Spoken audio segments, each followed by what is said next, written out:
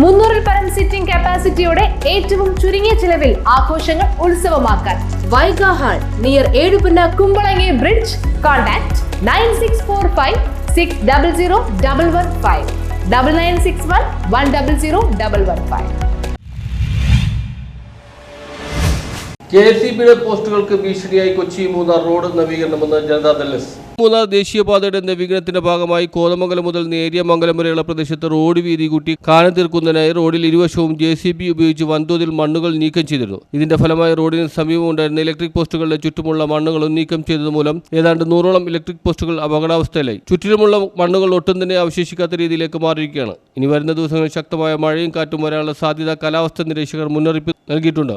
ഈ സാഹചര്യത്തിൽ മഴ ശക്തമാവുന്നത് അവശേഷിക്കുന്ന മണ്ണുകൾ ഇലക്ട്രിക് പോസ്റ്റിന് സമീപത്തു നിന്നും ഒലിച്ചുപോയാൽ കൂടെ ശക്തമായ കാറ്റും വന്നാൽ ഇലക്ട്രിക് പോസ്റ്റുകൾ റോഡിലേക്ക് പതിക്കുകയും കോടിക്കണക്കിന് രൂപയുടെ നാശനഷ്ടവും വാഹനയാത്രക്കാരുടെ ജീവന് തന്നെ ഭീഷണിയാവുകയും ചെയ്യുന്ന സാഹചര്യമാണ് നിലവിലുള്ളത്. കരാറുകാർക്കാണ് പോസ്റ്റുകൾ നീക്കം ചെയ്യാനും അതിന്റെ അധിക ചെലവും വഹിക്കേണ്ടതെന്നാണ് ലഭ്യമാകുന്ന വിവരം. അതിനാൽ എത്രയും പെട്ടെന്ന് അപകടാവസ്ഥയിൽ നിൽക്കുന്ന 100 കണക്കിന് ഇലക്ട്രിക് പോസ്റ്റുകൾ യുദ്ധകാലാടിസ്ഥാനത്തിൽ നീക്കം ചെയ്ത് സംരക്ഷണമുള്ള സ്ഥലങ്ങളിലേക്ക് മാറ്റി സ്ഥാപിച്ച് വൻ ദുരിത സാഹചര്യം ഒഴിവാക്കണമെന്ന് HMS ട്രേഡ് യൂണിയൻ കോതമംഗലം നിയോജകമണ്ഡലം നേതൃയോഗം ആവശ്യപ്പെട്ടു. യോഗം സംസ്ഥാന വൈസ് പ്രസിഡന്റ് മനോജ് ഗോപി ഉദ്ഘാടനം ചെയ്തു. നിയോജകമണ്ഡലം പ്രസിഡന്റ് വാവച്ചൻ തോപ്പിൽക്കുടി അധ്യക്ഷനായി. ജില്ലാ സെക്രട്ടറി ജോയി വർഗീസ്, AP വാവച്ചൻ, സന്തോഷ് കുട്ടമ്പുയ, അരുൺലാൽ തുടങ്ങിയവർ പ്രസംഗിച്ചു. News bureau, Kothamangalam.